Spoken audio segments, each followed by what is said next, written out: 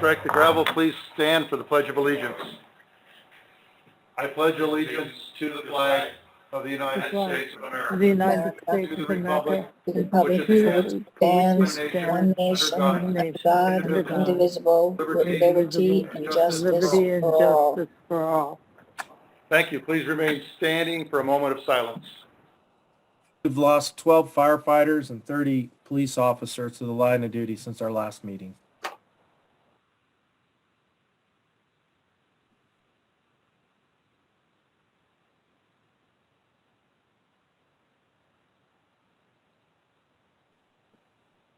Thank you. Please be seated. Okay, circumstances are a little bit different tonight with the fact that we have board members on Zoom and we have board members here at the board meeting. I will call roll to let the staff know who is here.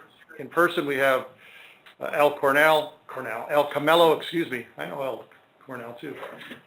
Ella Camello. Yeah, Gene McCarthy, myself, Dave Soto. On Zoom, it's Helen McNeil and Janet Jablow. Those are our board. We have a complete board. Also attending via Zoom is Chief Troutwine, Legal Counsel, Mr. Bill Whittington. Representing the district in person here is Chief Coyle, along with Heidi Robinson. Okay, with that said, we can move forward. I will ask that when you choose to speak, speak clearly, a little bit slower, and just allow a bit of a pause before you start and before you end. That way we don't stop stepping on each other. And I will do my best to speak loudly and clearly, and if at any time you don't understand or I'm a little bit muffled or mumbled, just I'd say raise your hand, but I can't see you, so just get my attention and we'll do the best we can. Thank you. Okay, our first order of business this evening, after our call to order, as we did in our roll call, we have an introduction of a new Sedona Fire District employee, and I will turn it over to Heidi Robinson for that introduction. Thank you. I didn't know I was making this introduction, but I'm happy to do it. So sadly, she's not in the room or with us on Zoom. So our new Executive Assistant to Leadership, Kimberly Smathers, she's been with us for a couple weeks now and is ready to go. This would have been her first board meeting. We would have done a ceremonial swearing in. She's been sworn in at the flagpole on her first day. She comes to us with a background from the Air Force, mining, veteran services. She has been a long time in public service, and we welcome her. She's got a spunky attitude and understands processes really well. So we're excited to have her as a member of our team, and look forward to the formal introduction when she's here in person, hopefully at our next board meeting. So welcome to Kimberly, and thanks for setting everything up for me to try to make work correctly tonight. Okay. Well, thank you for that. And Kimberly, thank you, and welcome to the Sedona Fire District. And it appears that what training you've received has been received and taken, and we've noticed that it's been a seamless flow of the agendas and correspondences to the board. So again, welcome on behalf of the Sedona Fire District's governing board to the Sedona Fire District. Okay. Next item of business is our regular business meeting, which constitutes the public forum. And Chief Coyle, do we have anybody from the public that would like to speak? No, sir, we do not have anyone from the public that is asked to speak. Okay, pass through that one. Our consent agenda is a discussion, possible action for the December 21st regular meeting minutes. Do we motion to approve the consent agenda? Motion to approve the consent agenda for the December 21, 2021. Okay, thank you. Do we have a second? Second. Okay, we have a I will second. second. Okay, thank you. Any further discussion on that? All in favor of approving the consent agenda, say aye. Aye. Aye. And aye. So there's the five of us. I may be just calling roll call for any motions if we have any this evening rather than me trying to guess. But we have a unanimous, okay. Our financial report and updates from our Director of Finance, Gabe Boldrup. Is he on the line? Yes, I am, Chief. I'm sorry, Mr. Chair. Can everybody hear me okay? Yes, if you want to be just a tad louder, that'd be great. Okay, perfect. Well, good evening.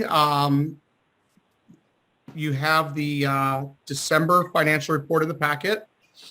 Starting off with our revenue for the month of December. You'll see we brought in $1,923,000 from the tax levy. That was $153,000 over what we projected for the month of December. Looking at our non-levy revenue, we were at $336,000. That was $125,000 over budget. Happy to report we received $96,000 in December from the Prop 207 money. So that's the second time we've received funds under Prop 207, but the first time for this fiscal year. So hopefully we'll see a similar number, if not more, on June 30th when we get our second payment for the year. Looking at expenses, you'll see our expenses for personnel were at $1,700,000. We're slightly over budget there by $84,000, and that was just due to timing on our health insurance payments. Buildings and land was under budget by $10,000. We were over in vehicles and equipment by $18,878, and that was due to purchase of turnouts. Communications and IT was under budget by $23,000, and finally managerial was at $104,000, and that was over budget by $31,000, and that was driven by our assessment for our IT infrastructure and telecommunication infrastructure. On the next slide, we're looking at our year to date. We're 6 months through the year. You'll see we're at $13,291 in total revenue, which is $943,000 over budget. Property tax collection makes up about $270,000 of that variance. And the other $665,000 is both in ambulance revenue, as well as in wildland deployment revenue. As far as expenses go, we are at $8,839,000 in total expenses, which is $641,000 under budget. And as you can see from the graphs, we are under budget across all major expense categories, with the exception of vehicles and equipment, which is over right now, and that has to do again with that turnout purchase that occurred in December. Next slide. We, as I mentioned, we're halfway through the budget. So we've actually spent 52% with 48% remaining.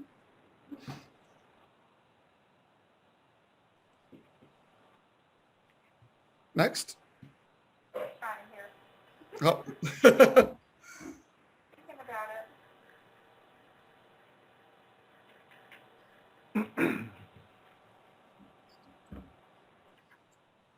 You know, I've got a little note across the top of my screen that says offline network not available, so I don't know if that's... Yeah, it just popped up here too. Oh, just disappeared, so maybe we're ready.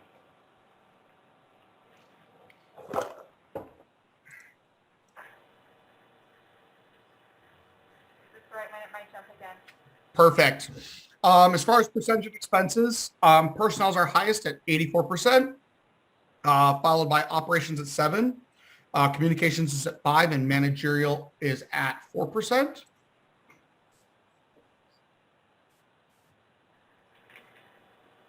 And then finally, last slide here, you'll see we ended the month with $16.3 million compared to $13.3 million last year this same time.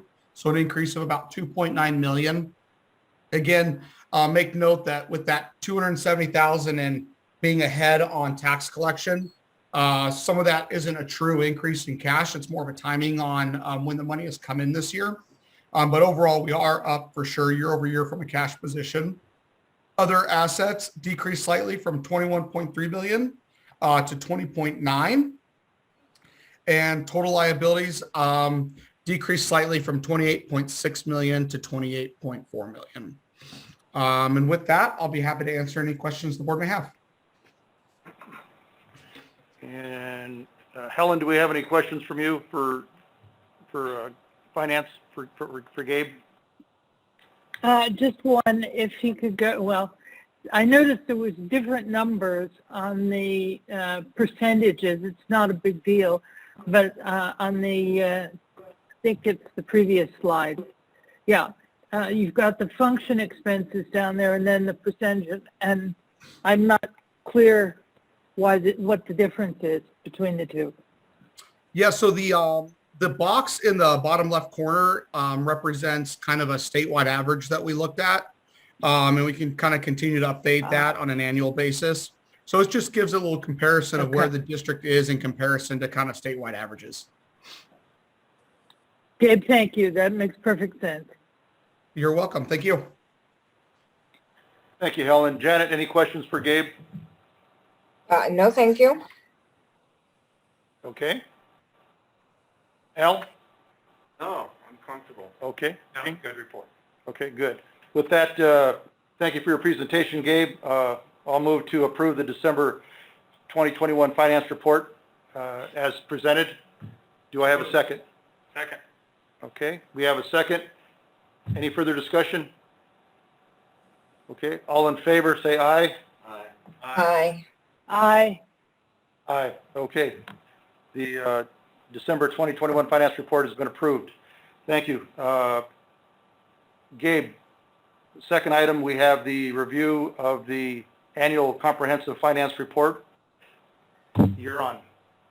All right. Again, Mr. Chair, members of the board, we have completed the process of our annual audit as well as completion of our annual comprehensive financial report.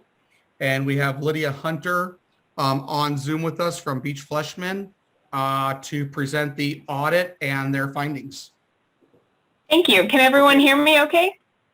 Yes. Yes, and thank you. Good volume. Perfect, great. Well, Mr. Chairman, members of the board, I appreciate the opportunity to speak with you today. I'm not sure if you have the PowerPoint, if you're going to put that online, or you hopefully have a hard copy of the PowerPoint in front of you that I can just talk to. We have what was presented to us in our board packet. Is that pretty much the... Perfect. That's what Mr. will have. Okay. And I can give you hard copies after. Okay, so we've got what you want us to have. Perfect. Okay. Well, please stop me anytime if you have any questions. I'm going to start by going over the results of our audit. So I'm very pleased to report that we are prepared to issue an unmodified opinion on the financial statements. So that is a clean opinion, and that is the best opinion that we can offer the district. So congratulations to the district on that. I do want to point out that we do have a couple of open items still pending. We didn't want to hold up the presentation, so I just want to bring those to your attention. There's a couple of ambulance transactions we still need to test, which is just kind of a comedy of errors of availability and when that was available and which reports we needed. So we expect to get that next week, and we'll wrap that up. And we're also still waiting on the GFOA certification. So the district submits their annual report to the GFOA, and that is due to COVID delays. So we expect to receive that hopefully soon, but given their backlog, I'm not sure the timing of that. I do want to let you know that part of our audit looks at internal controls, and I'm very pleased to report we have no material weaknesses to discuss with you today. Our audit does look at compliance with state statutes, and we do issue a paragraph on compliance with one of the specific state statutes as we're required to do, and we noted no issues with the district's compliance with those statutes. And also we do issue the annual comprehensive financial report. That is that extra long, probably 90-page report you have in your packet. Oh, was there a question? No. Oh. The full report you have in your packet, I'm not going to go through that in detail, but at the end I'm happy to answer any questions. But that report does add a level of transparency. There's 3 sections to that. The introductory introductory, financial, and statistical. And our opinion on the financial statements is just on that financial section. So if you turn in your hard copy to the audit results summary, you'll see that there's a lot of numbers here, and I know it's probably pretty small to look at, but this is basically how we communicate to you the preliminary numbers when we started the audit and how we ended the audit. And so you'll see that the client prepared a few adjustments, and that's just due to timing. We have to have them cut off the financials at some point so we can start the audit. So they did provide a couple of last-minute adjustments to us. We had no adjustments except relating to the pension, and as a non-attest service to the district, we do prepare the annual pension adjustments to the actuary report. So I think that's really notable that there were no adjustments that we had to the numbers that were provided to us, obviously with the exception of pension. And you will see those pension numbers are large as usual. So again, no concerns there with the type of adjustments we posted. You also should have in your packet the statement of net position, and this is just a 3-year trend. This is on a full accrual basis of accounting, so all the district's assets, all the district's liabilities are recorded in this, regardless of cash flow. So you'll see you've got a positive trend in current assets, so continue to increase, driven primarily by an increase in cash. Your current liabilities have gone down from the prior year. Your non-current liabilities also have gone down, as that's the trend you'd like there. You will see your net pension liability went up about $3.5 million. So about $3.3 million of that is an increase in your PSPRS liability, and $200,000 is an increase in the ASRS liability. So unfortunately, that is for the last 3 years trended up instead of down. And you will see that as a result of that large pension balance, you do have a negative balance still in your unrestricted net position. And we expect that to hopefully continue to become closer and closer to positive as the pension liability goes down over time. Also in your packet is the statement of activities. That's the income statement. So you can see the trend in your revenues, and your property tax revenue did go up about 4.4%, which is the driven predominantly by the increase in the valuation. Your charges for services went up. The district had a good year in terms of wildland revenue, so that's the main driver there. And you will see an increase in other revenue, and that's predominantly due to the AFG grant. So you received almost a $400,000 grant in 2021. So that hits the revenue. That's also included in operating expenses. It bought equipment that was not capitalized, so that's one of the driving factors of the increase in operating expenses, as well as salaries and other equipment. And then you also see the pension expense. It's been hovering around $4 million, and that's the actuarially determined pension amount. The district's contributions to the pension plan in 2021 was $2.8 million. All right. If you turn the next page, it should show your cash flow summary. This is just so we can make sure you've got positive cash flows from operations, that first line. So you'll see the last 3 years you've had positive cash flows from operations. The capital outlay and the debt payments, we expect those to be negative. So again, no concerns there with your cash position or your cash flow. The last slide is on internal controls. So again, we do look at internal controls, and I'm pleased to report we have no findings. We do want to stress to you that given the size of the district, the board's role in oversight is very critical, and so we're pleased to hear how involved the board is and want the board to just be aware of your oversight responsibility. There also should be in your packet a letter of required communications from us. So I'm not going to go through that unless there's any questions on that. That's all just information we are required to communicate with you. But again, there's no concerns. We had no disagreements with management. We had no issues. Again, you saw we had no adjusting entries. So I have no, I'm not going to bore you with that letter. So with that, I would like to thank the district and just open it up to any questions you may have on the annual comprehensive financial report. Okay, well, thank you very much. It was a very comprehensive report, that's for sure. Maybe that's why they call it that. But it's very indicative of, and this is Dave Soto, the board chair, but it's very indicative of the working relationship of JVG that we have, and perhaps your company, and having everything ready for you, making it as easy as possible. very happy with the overall grade as best, I guess, and call a very clean opinion. I do have a question on the very last page. It is a summary of uncorrected audit adjustments in the neighborhood of $83,194. Can you explain to me what that is a little bit? Of course. So that's one of the things, now I don't want to get too technical. So that is actually, was a past adjustment. So sometimes we have adjustments that we don't believe are material enough to post, and management agrees with us. But if they're over a certain threshold, we're required to report those. And so last year there was an entry for $83,000 that we passed on, and then the effect of it, because the entry affected 2 years, this is just the turnaround effect of that entry. And if my memory serves me correctly, I think it related to accounts payable and the timing of when we recorded some expenses. So again, that's not a concern. Those are, again, that's a small number, and we chose not to post that entry, and management agreed. So that's what that is. It's uncorrected sounds like a harsh word, but it's really just an adjustment we all agreed on, but decided not to post because it didn't have a material impact. And so that one carried over from last year. We had none this year. Okay. Did that make sense? Thank you. And the last question I have for you is, you mentioned pension liability, which is relatively high. Is it our advantage to be more aggressive in chipping away at that, or to allow it to pan out as we have? There's lots of schools of thought on that. So, I'm not sure what the right answer is there. It is calculated under the assumption that if everything goes according to their estimates, in the next 30 years that will be paid down, but obviously the estimates change annually. So it's a moving target that you'll never be able to pay down.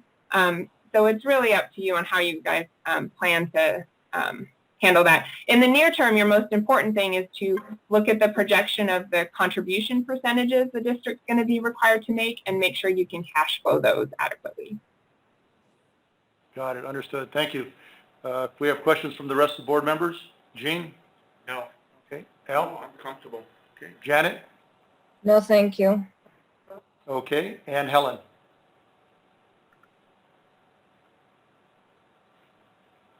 Okay. With that said, again, thank you very much for the in-depth audit. And, does this audit go hand in hand with our annual audit that we get annually, or for our day-to-day operations, or is this, they don't even look at this? How do the two audits work together? I guess I'm not clear on which day-to-day audit you're referring to.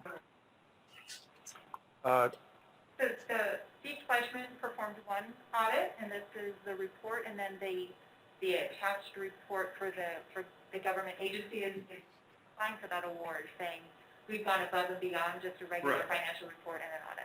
It's probably based on a broader view Correct. of other districts. Correct. Okay.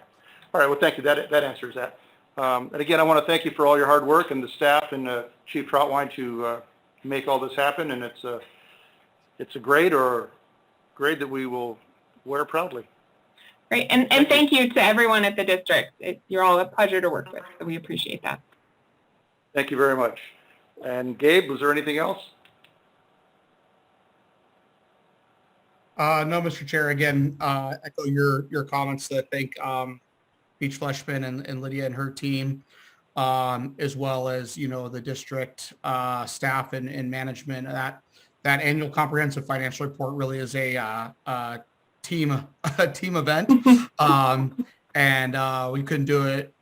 We could not complete it without everybody's support and participation. So thank you. Thank you. And as a result of this, I don't know if there's maybe Bill can answer this, if there is a motion to approve or accept this audit, or is it just thank you very much and we move on to the next agenda item? Bill? You need a motion to approve, please. Okay, thank you. Then with that said, I move to approve the annual comprehensive financial report for the period ending June 30th, 2021. Do I have a second? Second. Any further discussion? All in favor? Aye. Aye. Jen said aye. Okay, that's five of us. Thank you. The annual comprehensive financial report has been approved and accepted. Thank you very much. Okay, the next item on the agenda is staff item, which would be the fire chief's monthly report. Chief Trotwine.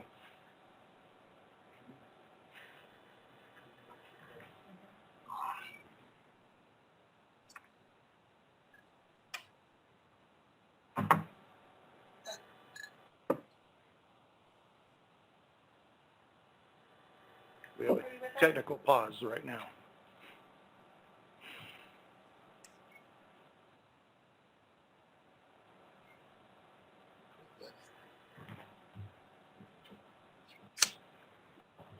Trying to get the chief unmuted. We got ways. Does he have to do it on his end? Take it away, Jason. Does it press #6? Let's just see.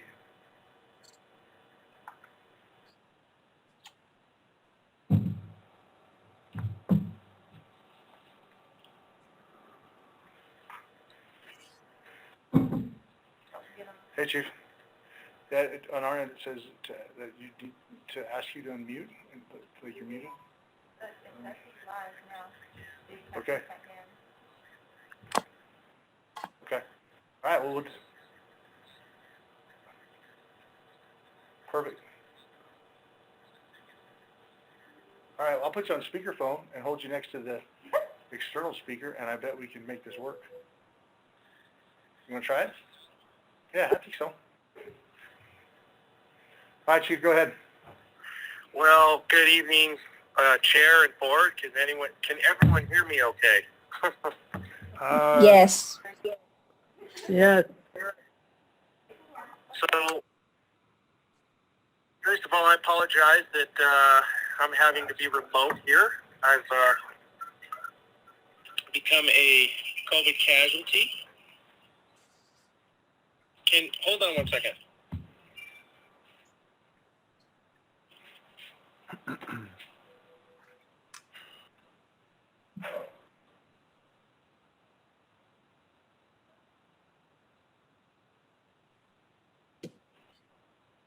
All right. Hey, Jason. Yes, sir. I'm going to hang up and call me right back because I think I'm back online. I'm getting a big echo. Cool. All right. Okay, well, standing by to stand by. That's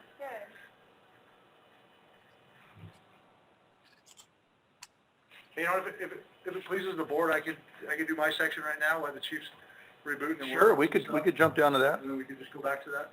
So, But you know, as soon as you start, he's going to be online, right? I do, but that gives an opportunity to... So, okay, while we're waiting for that, we'll move down to the agenda a bit and get on to operations activities. Assistant Chief Jason Coyle. Good evening, Mr. Chair, members of the board. So I'm going to focus on a few of the different items up there today, and I'd be happy to, as usual, answer any questions you may have about other ones. So right now, for this month, I guess you could say that COVID-19 and significant events have kind of worked in lockstep to challenge us. So much so that we chose today to go back to the 100% masking standard regardless of vaccination status. And that's primarily because everyone within the organization, I believe, is doing what's expected of what the CDC recommends as far as to reduce the in-station spread and then within the organization spread.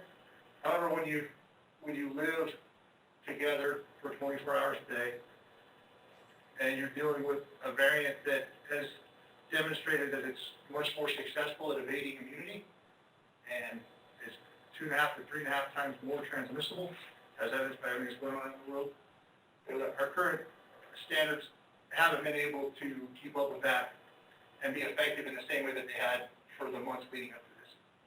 So it was back in May when we relaxed the standards for vaccinated personnel. So today we brought those back. And so our intent again is focused on two different things. One, reducing the spread within the station so that we can maintain our operational capacity as necessary to meet our mission.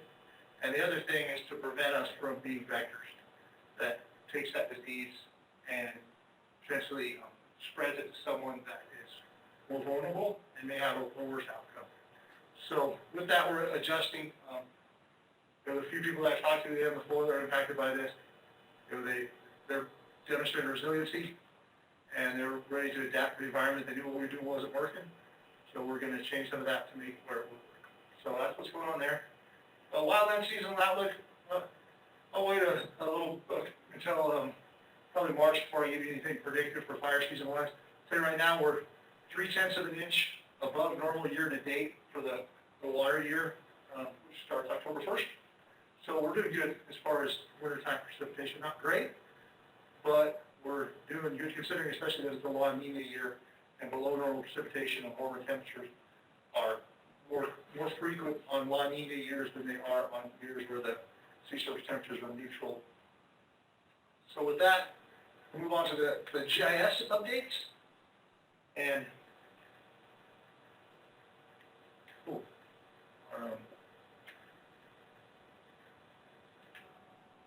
I guess our labor rep doesn't know that there's a board meeting on this comment right now.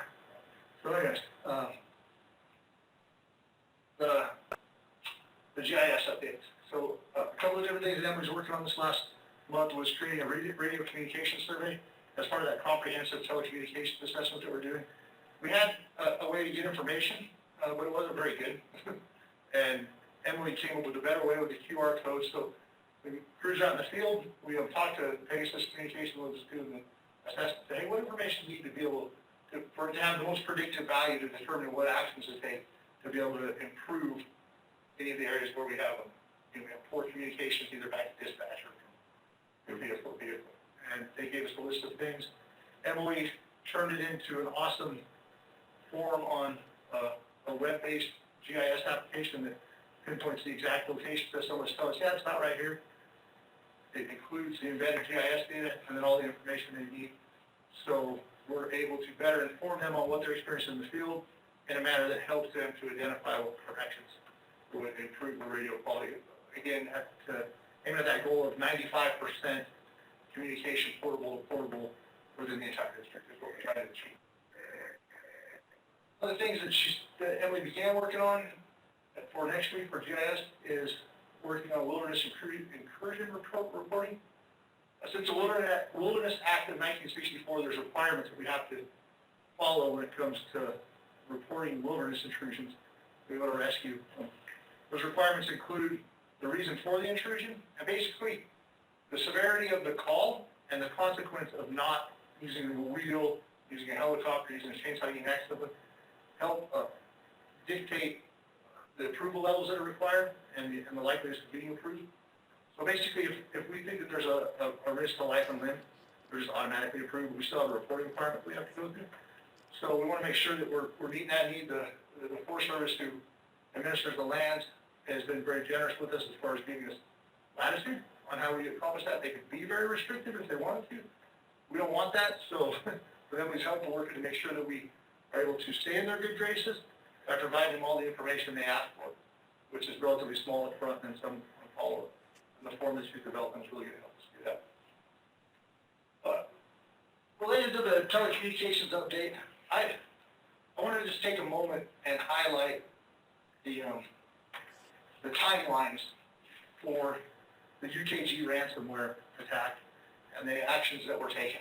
So, as y'all are aware, from last month, the Sedona Fire District was one of somewhere in the neighborhood of 80,000 different organizations that were impacted by the ransomware attack that hit UKG Kronos.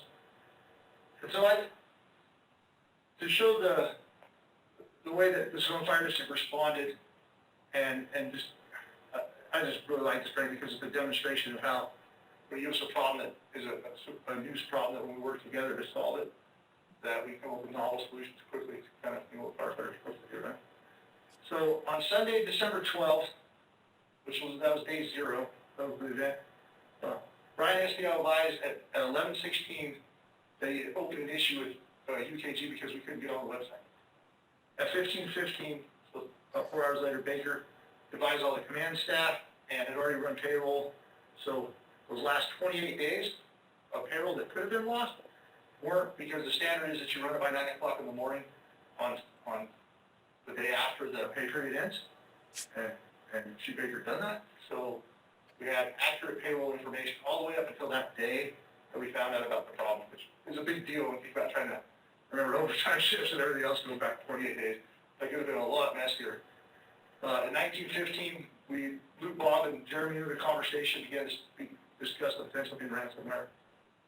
Next morning, Monday, at 03:41, Brian Esquivel sent me an email confirming that it was a ransomware attack. At 05:08, spoke to Brian, and we talked about what needed to be done. And we said, think about between now and 10 o'clock when he's going to brief the executive staff, or the executive leadership, and ask for their assistance in solving this problem. What you think a 96-hour solution could be, so something that was good for the next 4 days, and then how we get to a solution that's good for an extended period of time. Because they didn't give us a date, and later on they let us know maybe months, which it's turning out that it is months. But so then we had day 2 with Jeremy and Brian. They had the old version of Telestaff back up and operational. So that was Tuesday at 19:07. So 60 hours after it went down, they had it back on up. The next day by 12:50, all of the old version had been reinstalled on all of the different computers across the district. Right? That's pretty awesome. So that's basically a little over 72 hours they had it up and running. On Wednesday, which would have been so that was it. So that was our near-term solution was in place less than 48 hours after we recognized the need to implement a solution that just wasn't going to be a short-term problem. And during that time, we're just using manual, doing manual record keeping on Telestaff for payroll purposes. So then by January 5th, we were advised of a new timeline for restoration, and I'm not going to mess with that timeline right now because I'll mess it up because it's kind of a moving target.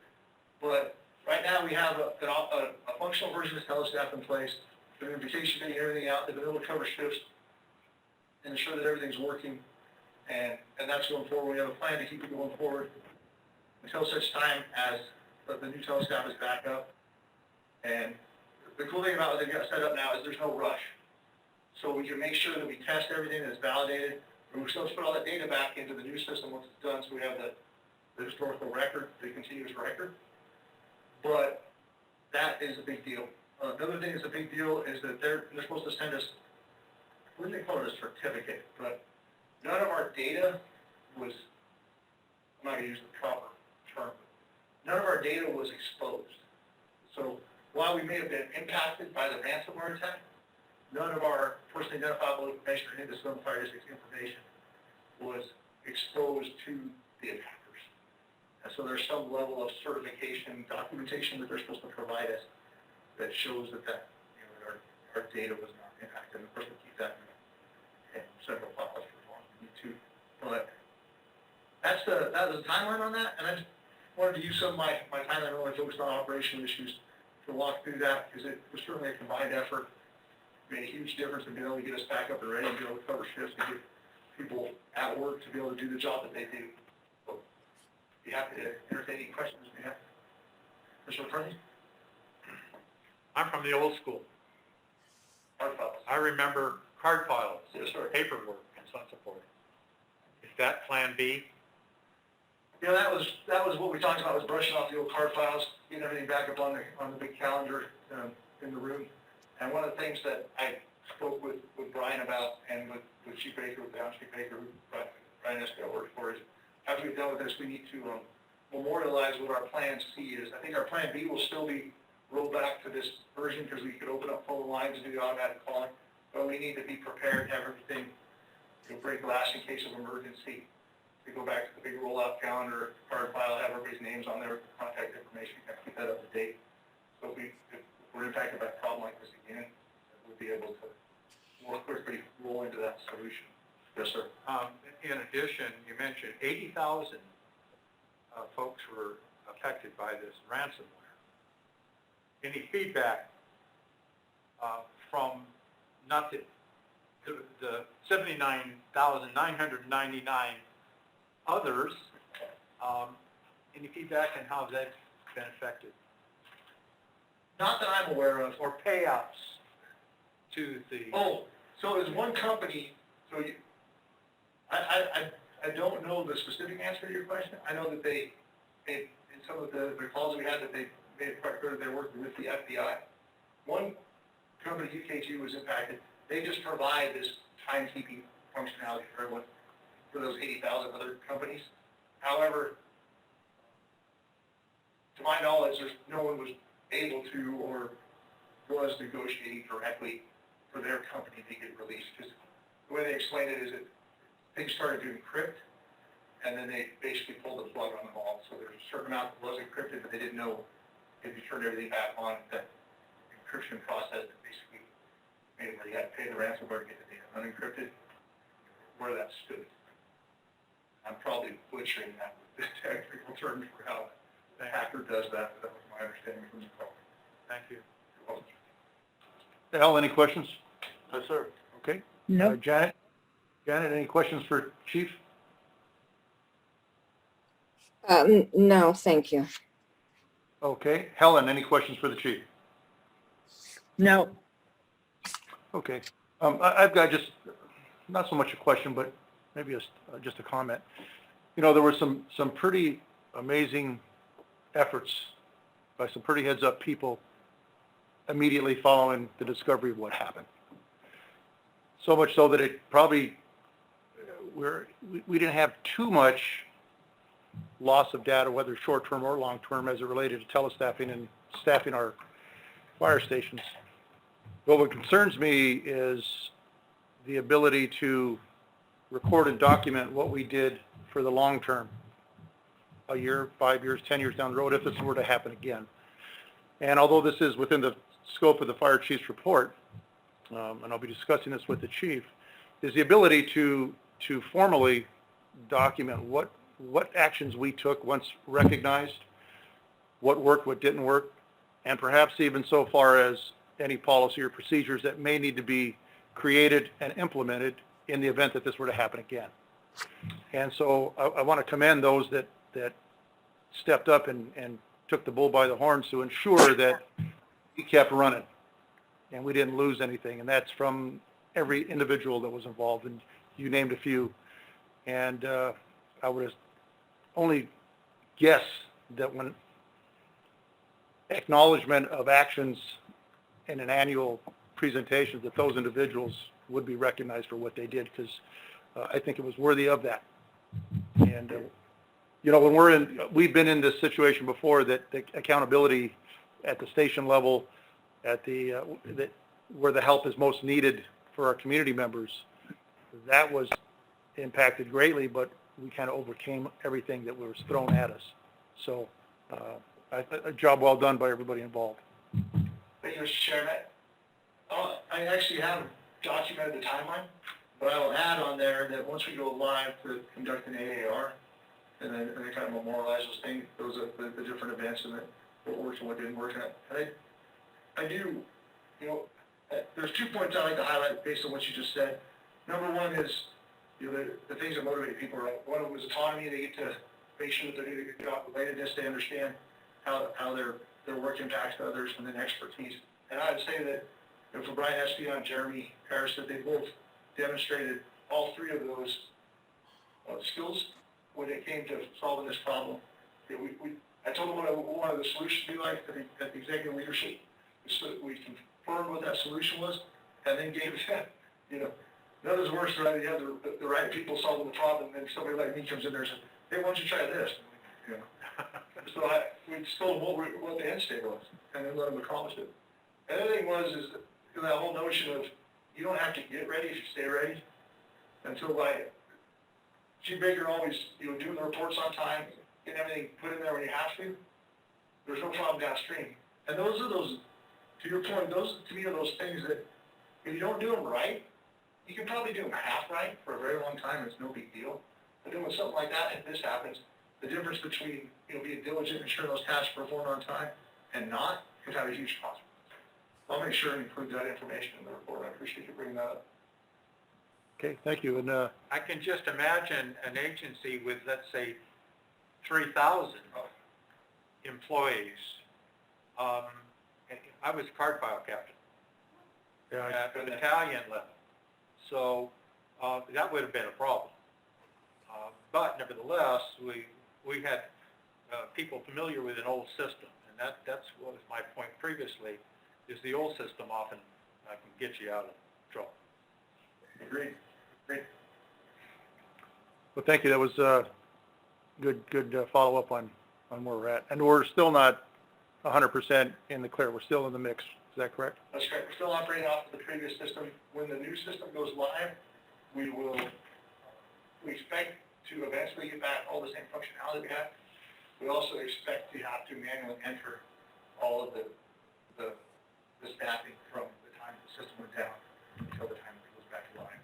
There's no migration of the data from the old system back into the new system from at least from Jeremy estimated that. Super. Okay. Well, thank you very much for your report. Well, thank you. Is Chief Troutline on the line?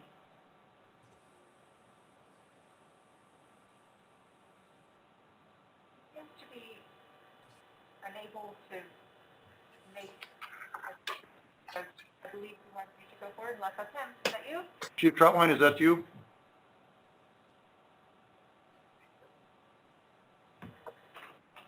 Then perhaps we can continue to move about the report, and being that you're here, Heidi, would you like to jump in and do your report? Do you want to do the chief's report right now with that? Or are you prepared to do the Chiefs? Yes, sir. Okay, then why don't we just start from there? Just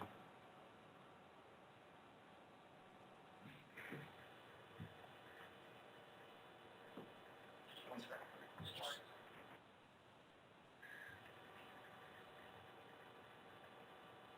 So for those of you who are trying to follow us watching screens, we're back to the very beginning of the Fire Chief's report. And that'll be covered by Chief Coyle as we move forward. So when you're ready, Chief. That Capper's giant, huh? I'm almost there.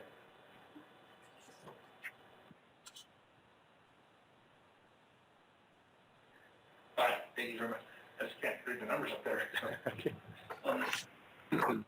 The incident summary, as you can see, the number of calls, EMS calls was the primary driver of the increased numbers in December, which is the last month that's reported out there.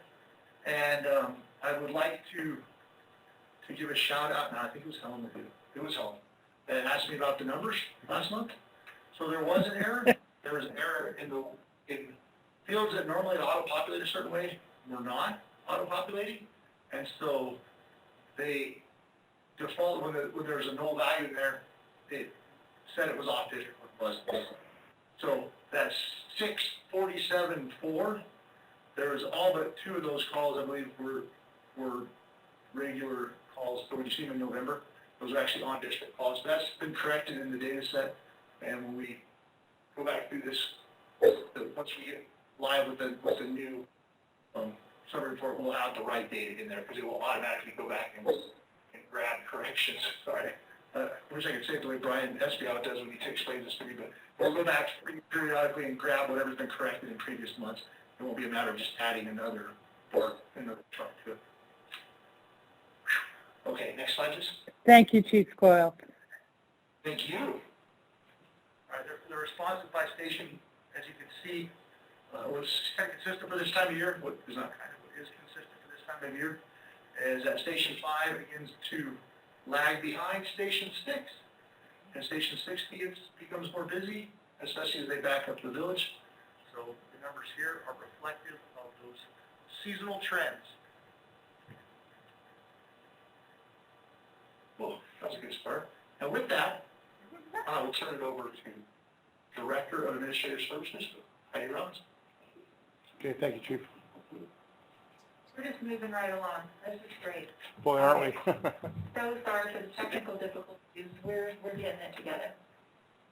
All right, so let's we've been talking about budget kickoff. So we had our budget kickoff meeting with JVG, our command staff that are in charge of budget areas and the executive leadership.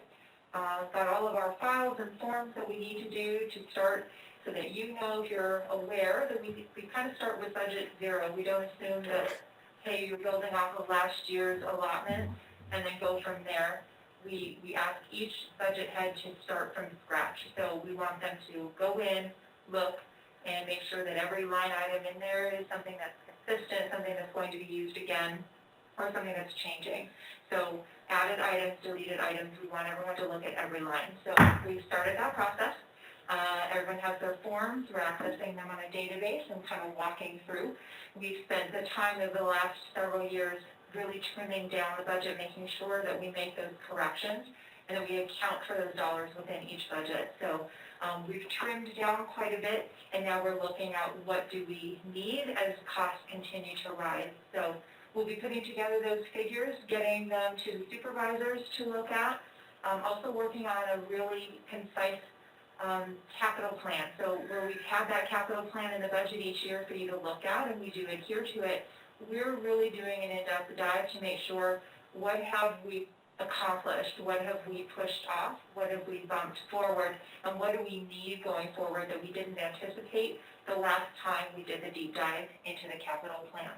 So Chief Mazulis and Chief Coyle are going to spearhead that, since most of the items in the capital plan are under their purview, usually being vehicle building operations. So those are the things that we're going to be doing over the next month. We'll present a preliminary budget figure outlook to you guys in February, and then the real work begins. So just so you know that that's started. Hey, we're talking about the AFTA conference, Arizona Fire District Association conference. I believe that at this time, all of our membership that we're planning to attend are no longer attending.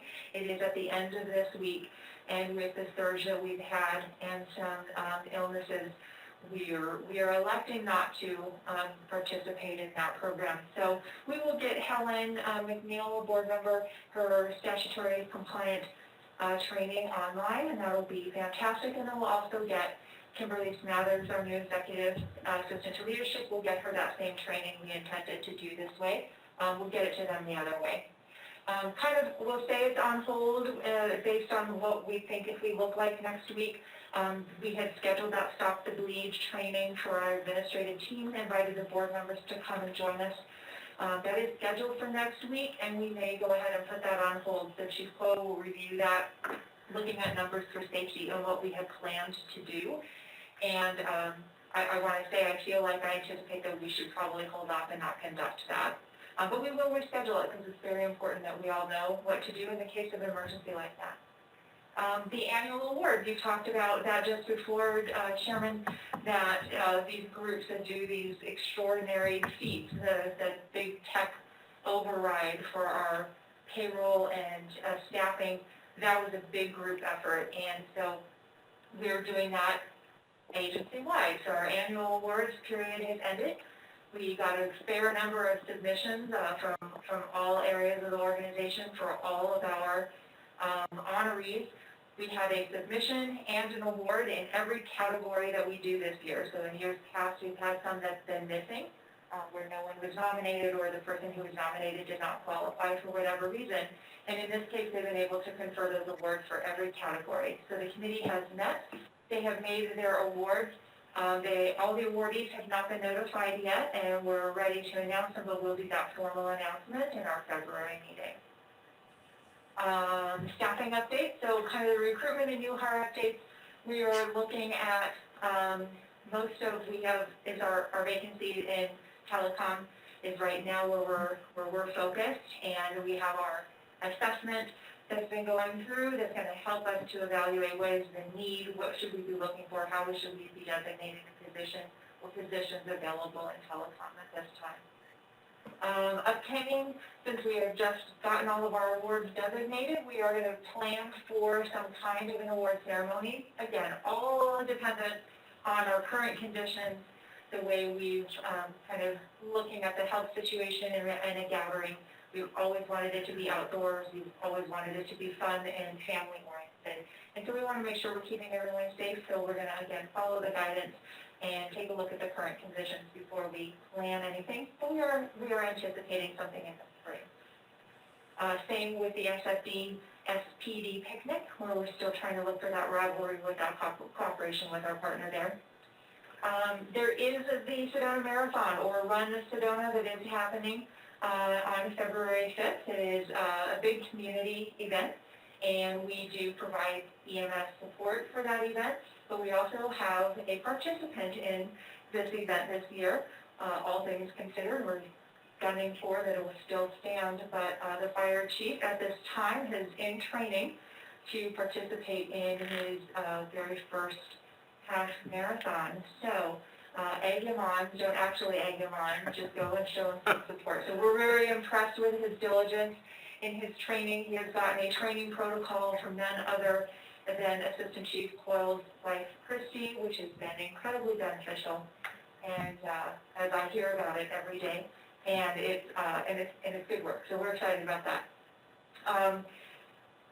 That's the end of my report, except for the mental health moment. And so I'm going to kind of throw this out there to say January is not Mental Health Awareness Month, but it's Mental Health Month, which implies an action. And so we're kind of looking at the new year. In January, we tend to make New Year's resolutions. And I would challenge all of us to go ahead and add our mental health to one of those resolutions that we might make, of actually making a focus and taking some action, be it big or small, to take care of our own mental health and to ensure the mental health of those close to us.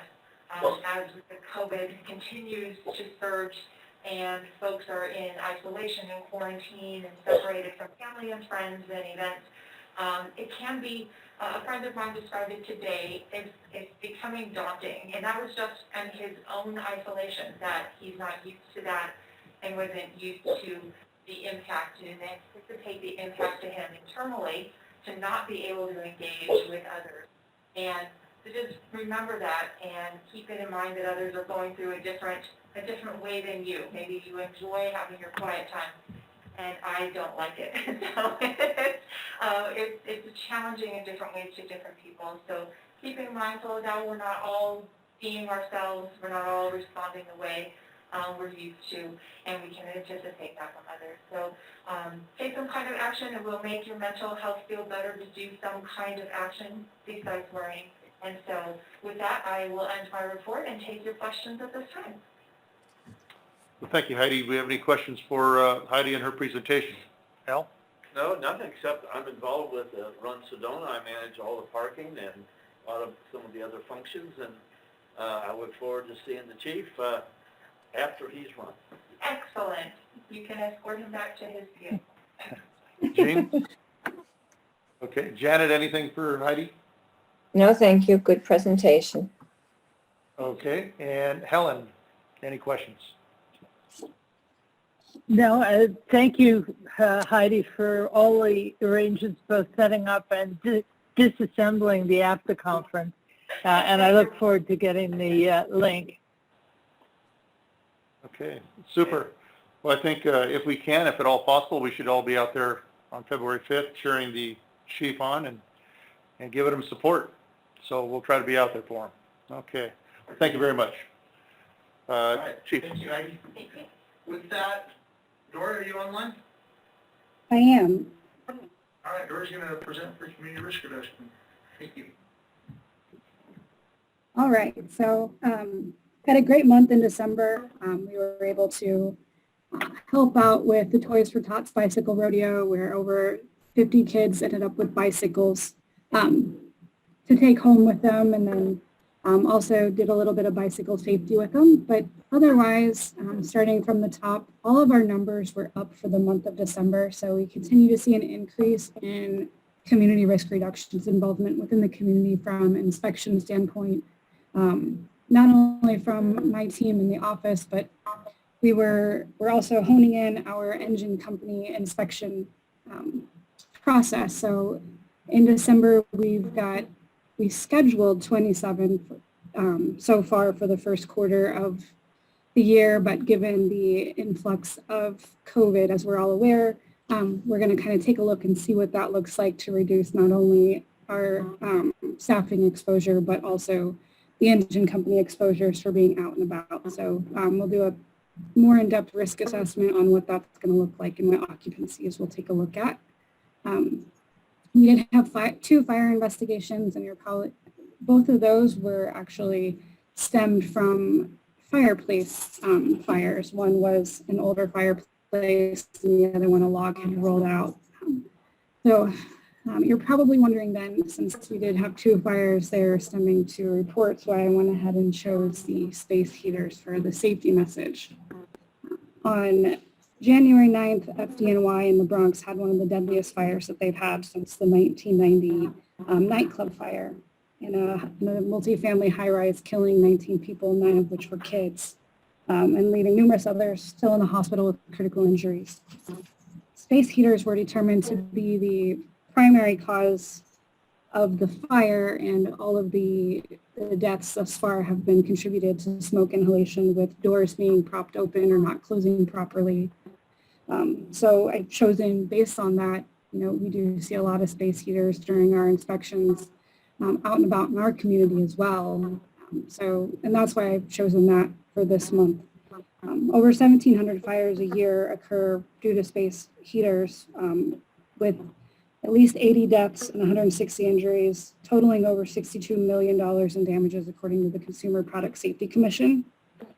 So user recommendations for space heaters is keeping them at least 3 feet away from combustibles, and that includes bedspreads, newspapers, curtains, anything that can catch fire, even garbage cans, and that goes for in our office spaces too. A lot of times they get a little bit colder, but they do need to be 3 feet away from combustibles if your occupancy is even allowed to have them. Make sure that they're listed devices. You should see a UL listing on them, the letters UL posted on them. And these have passed rigorous testings over the year, from tilt switches, so if they do get knocked over accidentally, they'll turn off. If the internal temperatures on them get too hot, they'll also automatically turn off. Making sure they directly plug into walls, not into power strips or extension cords, because those can actually cause fires, not only in the device itself, but also through the extension cords. And only use them when you're awake and attending them directly. So turn them off whenever you leave your home or your room, and when you go to sleep. Get some extra blankets, wear some extra clothes, but really make sure that your space heaters are being used properly, so we can continue to help reduce the number of fires that the United States is seeing in space heaters. So, pending any questions, that is all that I have for us this month. Okay, thank you. Do we have any questions for our fire marshal? I was curious. I've used space heaters to keep my feet warm and underneath a desk and stuff like that, and they seem to, if they fall over, to turn themselves off. Does that work most of the time? Newer models, they do, and that's one of the key updates in the listings themselves, is having that tilt switch. So, and underneath your desk is just be mindful of what else is under there. If you've got your trash bin or recycling bin or anything that is easily ignitable under there, that they need to be kept at least 3 feet away from there. Thank you. Okay, thank you. And also, it is good to see that we had 27 scheduled inspections for January at the engine company level. Does the program that we utilize allow you to monitor that? It does. So how it works currently is Carla, our guru, as I like to call her, she and Captain Waffle have been working very closely together to identify all the mercantile type occupancies, so our storefronts, and dividing those up amongst all of our different engine companies. So it's manual to that degree, but once we get those identified on their recurring basis, then we'll be able to monitor them. But the initial input is 100% manual by Carla.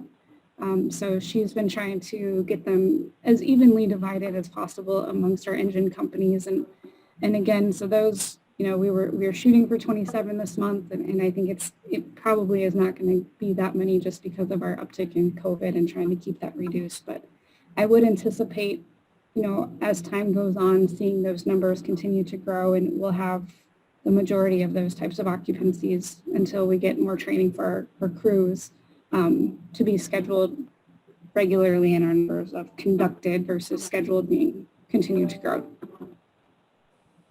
Okay, great. Well, thank you. Helen or Janet, do we have any questions? No, thank you. Okay. Good presentation. Helen? No, I'm good. Okay. I'm Well, thank good. you very Thanks, much for your- Dory. Yeah, thank you for your presentation. Okay, Chief? Yeah, thank you, Chief Booth. With that, I will turn it over to Chief Mazulis. Can you guys hear me?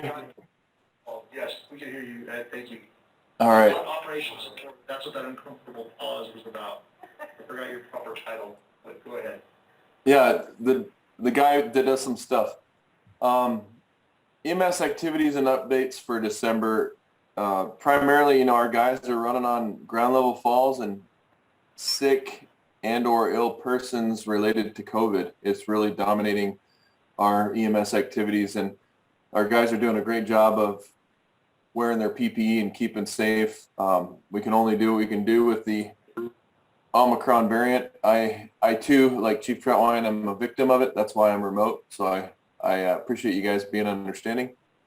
Fleet activities and updates. All the vehicles ordered in Q4 of 2021 are at various stages of waiting for parts. I wish I had a better report. I got an update today that the Siren and Lights company anticipates that they will be able to ship by March, which is about where we wanted some stuff to happen for our trucks. It's just the world we're living in. Other than that, Mike is just making magic happen and pumping apparatus back out into the streets so they can serve the public, and he's keeping everything on track. Speaking of tracks, we've got the apparatus, the UTV at Station 4 tracked up, as you know, and we're waiting on more snow. So fleet's going good. And then as you can see with the training report, Mike Duran has provided us with a lot of the training that we're doing month by month and the hours involved. We've got a couple folks continuing their education with associates and bachelor's degrees. And then we've got an in-person peer support train the trainer that is a class sponsored by the IFF, scheduled for April. We're reevaluating that right now. We may choose to do a virtual option. More to come on that. And then with our training, we continue to support local paramedic and EMT programs that are both private and with the college, and evaluate if we can have student riders. And it's been a difficult time because working with Chief Coyle and Chief Troutwine, while we understand we need to keep our stations and our people and our public safe, there's a balance to also train the future hires that we're going to need to fill our seats. And so we're working hard to evaluate those training needs and move forward. But other than that, sorry, I'm feeling a little under the weather, so I'm going to keep it super short. If there aren't any questions or comments, I will go mute. Do we have any questions for Chief Mazulis? No, feel better. Okay, Helen or, Exactly, feel better. okay, Helen? No, I feel better. Okay. Okay, thank you. Thank you, Chief Mazulis. Chief Coyle? Yes, thank you.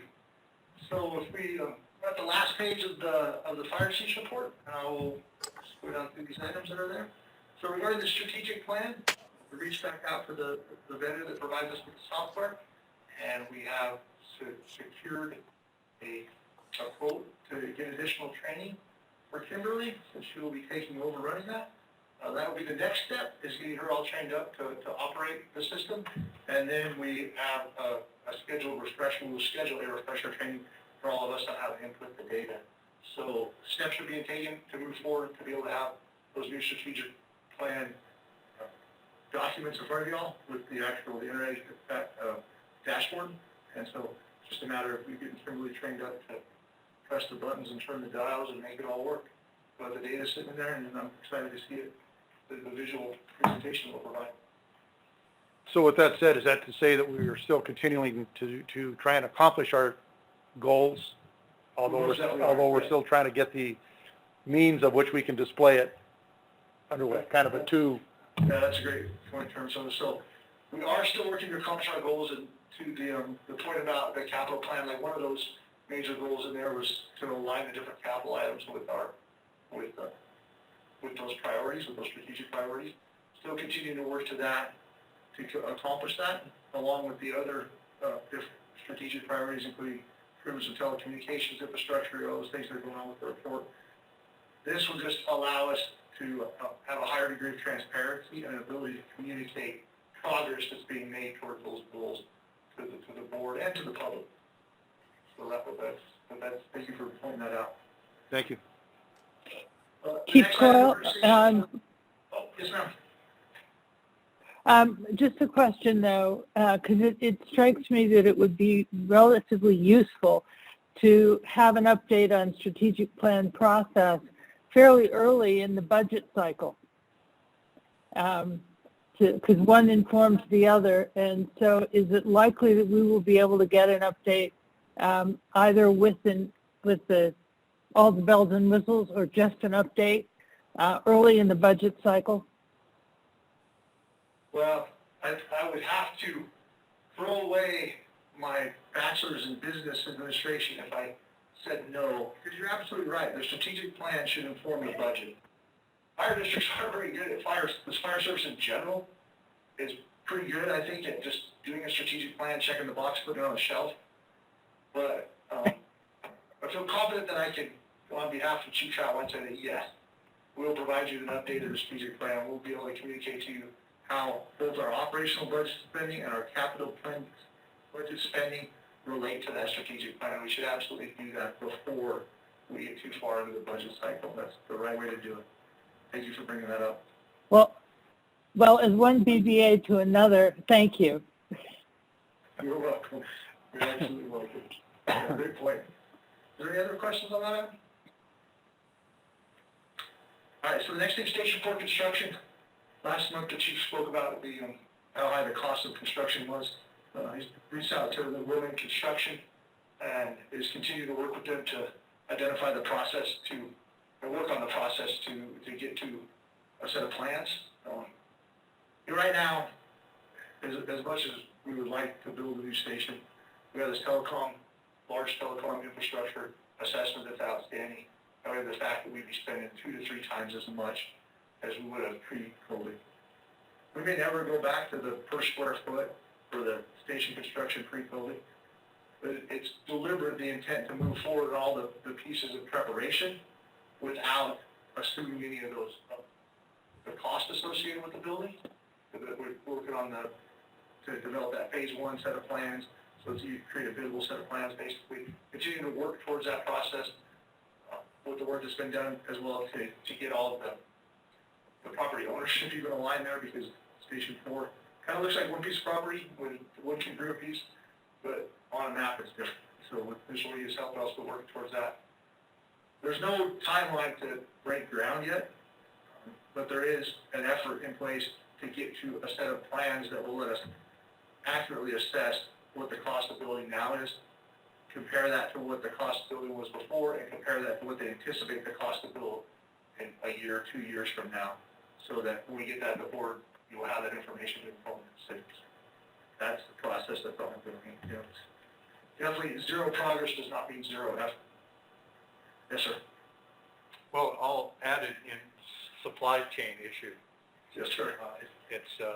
You may have all the plans you want, but parts, lumber, appliances, on and on and on. It's supply chain. There's a garage door for my house that's 4 months out to be ordered a garage door now. And that's the estimate. There's one 3-way switch at Home Depot when I went to get a 3-way. Of all the different kinds of 3-way switches, there's one. You're absolutely right. You have friends that ordered a bathtub a year ago. One bathtub a year ago. So I can imagine the difficulty that fire service, especially looking to build again apparatus and build stations, are going to be faced with. Thank you for that, Mr. McCarthy. You're absolutely right. The apparatus is the same way. It was Chief Mazzola spoke to. Those are basically light-duty vehicles that we're adapting to our use, with the exception of one of the ones we have in the hopper right now.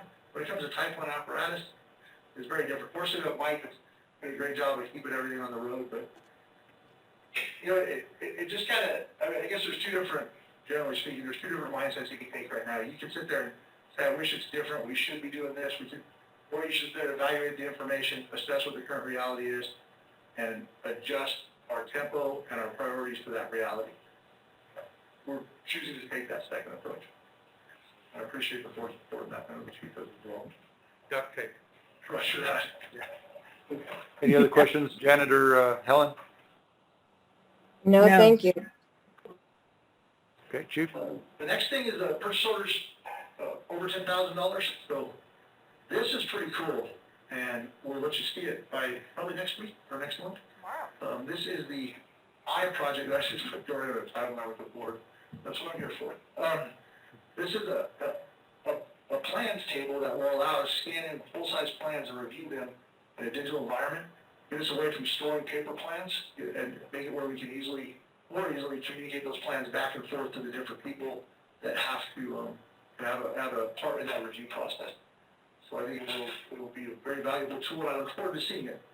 And Dory, do you have anything to add about that? Because maybe I just lied about things. That's what I gathered from our conversation. So maybe that was incorrect. Please correct it. Oh, this is actually one of a two-part project, but this was the big one. This it actually gets delivered tomorrow, so we're all super excited in the 5 by 4 foot box that it's going to come in from FedEx.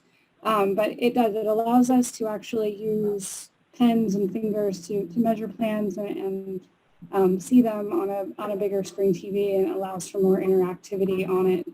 And then ultimately once we go through the process of identifying a large plan scanner, we can scan any plans that we receive in there and utilizing the systems that we have, be able to mark up those plans and get rid of the paper storage that we have altogether. So it can be more of a seamless transition back and forth to our customers, and less of an expense to everyone from printing and transport fees and everything else. So. Thank you very much for that. I knew that would be better than my explanation. All right, moving on to the next item, public outreach. So social media, 58 new page followers, so it's 13,652. I invite you to compare that to some of the larger fire agencies in the state. You'll see that we do pretty good. People follow our Facebook page, which is awesome because that ad allows us to get our message out there more frequently, as evidenced by the most engagement items. 29,000 people reached our vehicle and structure, and then 13,000 reached on the Bear Mountain Rescue.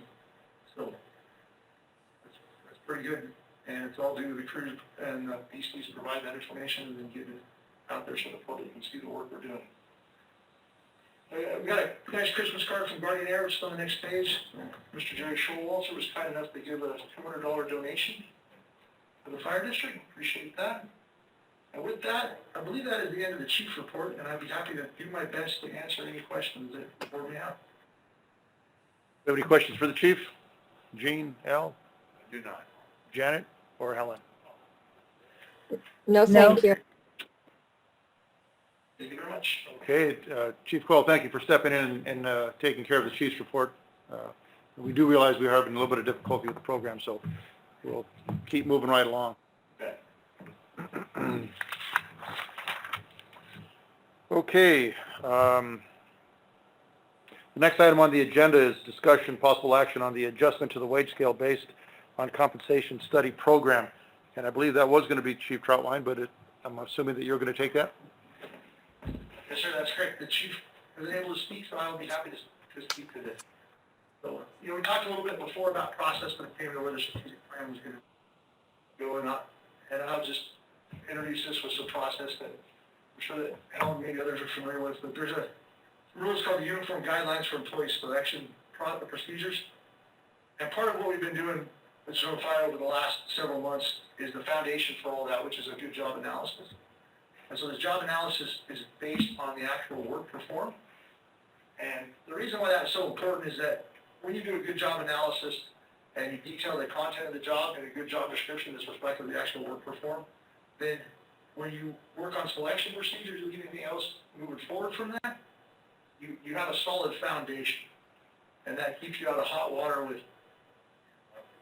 Civil Rights Act of 1964, equal employment opportunity issues, everything else. So through that process, the intent was to create job descriptions. And as we worked through those job descriptions with the RGS, as you can see in the board communication, we were made aware of the fact that there was a couple of the items that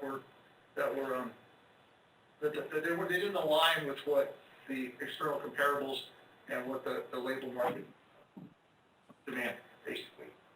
And so those two positions were the human resource specialist, which actually ended up being a full reclassification to a human resource analyst based on the actual work that's being performed, and then looking at the position of one of the executive management positions. Looking back through history and working with Mr. Whitty to look at the most appropriate way to deal with that. We saw that in the past it just brought to the board as a discussion item or for information that happened. Mr. Whitty's recommendation was, since this is a strict policy issue, that we discuss this in an open forum, advise the board that as a result of the classification study that was conducted by an external third party, that we recommend that we align our wages, that we align these two positions with the results of that classification study, and then we just bring it to the board in open forum as a strict policy decision. So that's what we chose to do today. As you can see, there's a cost of about $10,000 when it comes to the budget. There's room in that budget item in the operating budget for that increase. And yeah, that was pretty much all that I wanted to convey about that. And be happy to do my best to answer any questions. Or Gene, any question or comment? No, but it sounds like the right thing to do. I mean, in my mind. Yeah.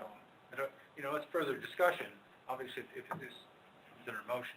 Right, and that would be coming up in just a bit. But Al, any upfront comment? Okay. All right. Helen or Janet?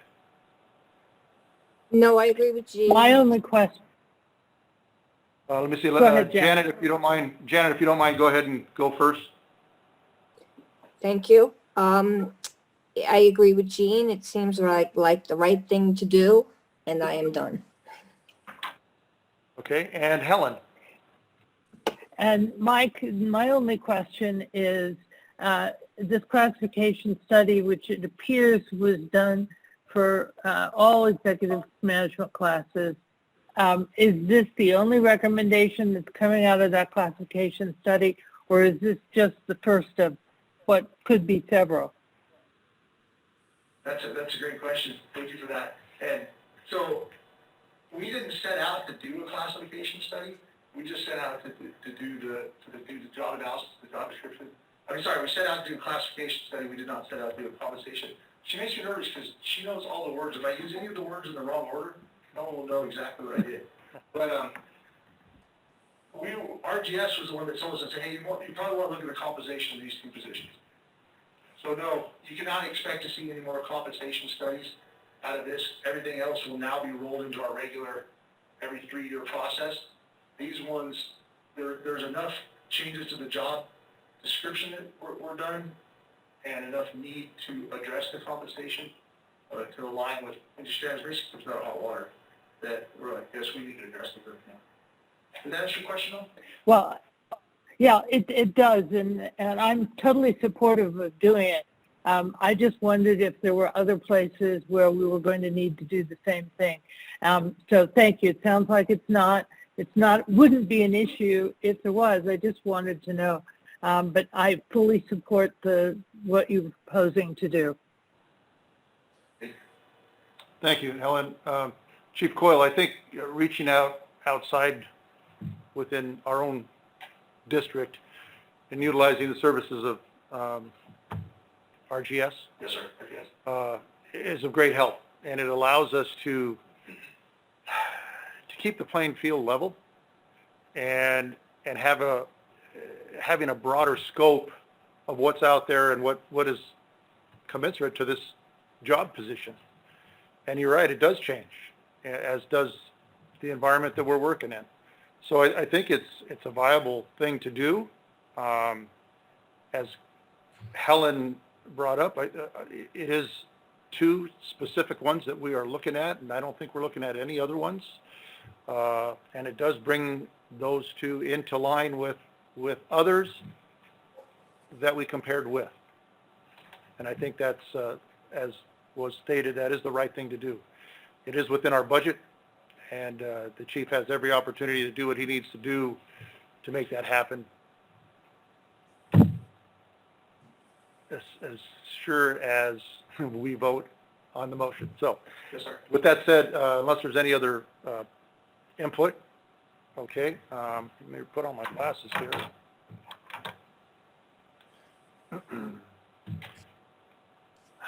With that said, I'll go ahead and make the motion on this.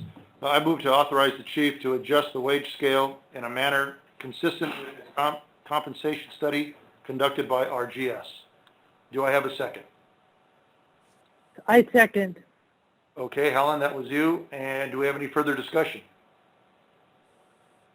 Okay, with no further discussion, all in favor? Aye. Aye. Aye. Aye and aye. That's 5. That's unanimous. So the motion is passed, and we'll get those changes as soon as we can. Thank you very much. Thank you. I believe I'm done pinch hitting, and back to you, Mr. Chair. You got it. Thank you very much. Last item on the agenda is just our discussion of board members' fire district related activities since our last board meeting. So with that said, I'll go around the room, and from our last meeting to this meeting, Al, was there anything that? Well, I did get an opportunity to sit down and spent a couple hours with Chief Troutwine, and it was a very fruitful conversation. And every time I do that, I learn more about how not only how the district functions and operates, but how the board's presence and the board's interaction is of value to the process. But I do want to say I did have one real serendipity kind of life experience. One day, I get a post coming in on a messenger that I'd never seen before because I have a Facebook page for a webcam up at the airport. A lady in Boston was trying to find somebody to help a friend of hers who was hiking the airport loop, and it turned dark, and her phone was dying, and she didn't know where she was going. And how it got to me, who happens to be up at the airport. I'm very familiar with the loop and how the fire district has had to rescue people that get stuck there. And so through the process and communications, I ended up calling 911, only to find out that they had heard from her. She did reach out, and I find out a little bit later that she made it back to her car. And now I have a new Facebook friend in Boston. So that's very good. Good for you. A good ending to what could have been otherwise. It could have been. Can you imagine? Super. That she was hiking by herself. Never done it before. Okie doke. Gene, anything for us? Well, my interaction with the fire chief is always positive, and I enjoy the times that I have met, and I look forward to the next session with him. I'd just like to say that for all those affected by this, an illness of one type or another, I wish well, and wish that get better soon, and wish for the good thoughts for the family. Thank you. Thank you, Gene, and thanks for your concern on for everybody that's coming down with whatever they may come down with. Get well. Janet, anything for us? I had my one-on-one with the chief into January, and I too enjoyed it, and it's informative, and I hope that him and Chief Coyle, is it Coyle or and Chief Missoula feel better and recover quickly and fully. Thank you. All righty. Helen, what do you have for us? Like others, I had my one-on-one this month with the chief, and it was useful and informative. I got to see the team practicing with the ladder truck and also got a good briefing from the chief.